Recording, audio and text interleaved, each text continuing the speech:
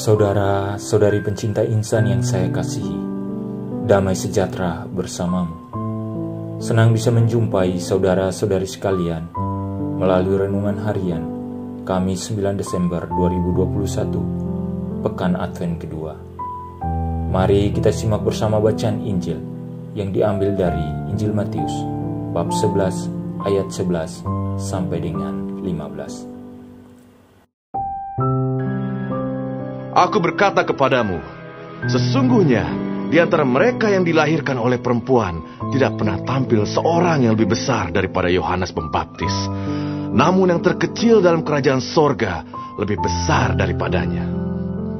Sejak tampilnya Yohanes Pembaptis hingga sekarang, kerajaan sorga diserong dan orang yang menyerongnya mencoba menguasainya.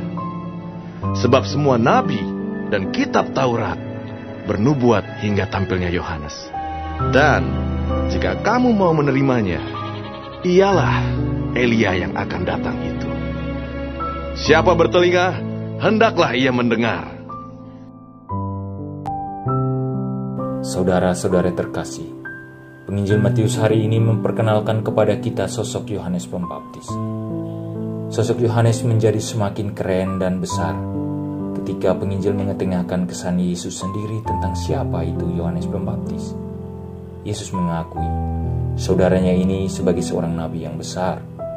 Namun Yesus juga menginformasikan bahwa meskipun Yohanes ini besar, tetapi ada yang lebih besar darinya, yakni dia yang kecil di dalam kerajaan surga. Mungkin kita bertanya-tanya, siapa atau apa yang dimaksud oleh Yesus? Untuk mempermudah, marilah kita lihat perjalanan hidup dan kiprah dari Yohanes sendiri di hadapan Yesus. Yohanes, sebuah nama yang disematkan oleh Zakaria ayahnya. Konon nama Yohanes itu artinya Tuhan Maha Baik, Tuhan Maha Murah. Memang wajar saja karena Elisabeth istri Zakaria mengandung Yohanes di usianya yang sudah tidak subur. Maka Yohanes memang buah dari kebaikan Allah, buah dari doa-doa kedua orang tuanya.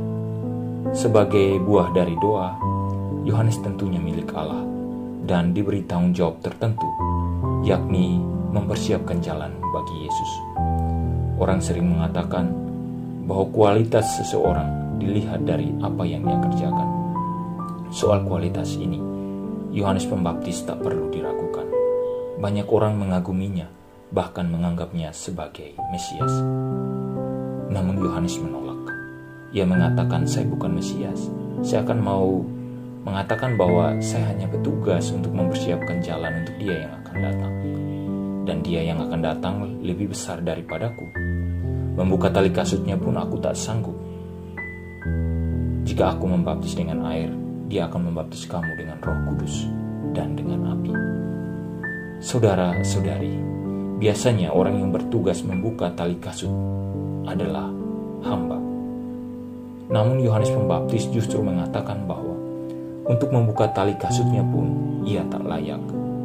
Di sini kita bisa melihat Yohanes Pembaptis menempatkan diri lebih rendah dari seorang hamba, lebih tepatnya sebagai seorang budak.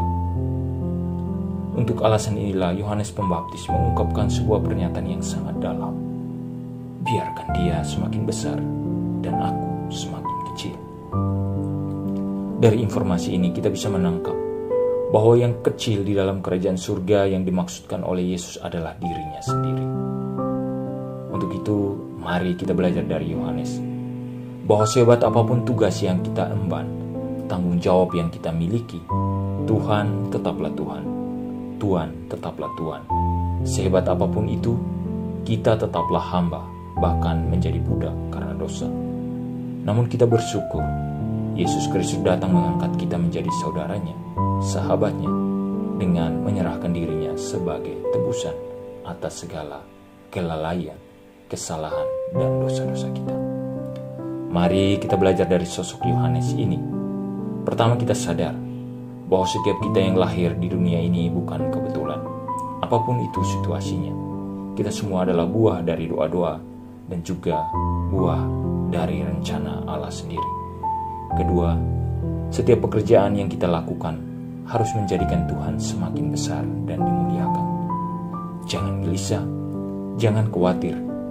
Tuhan pasti akan mengakui kita dimanapun, kepada siapapun, jika kita bisa bekerja untuk kemuliaan-Nya. Semoga Tuhan memberkati kita.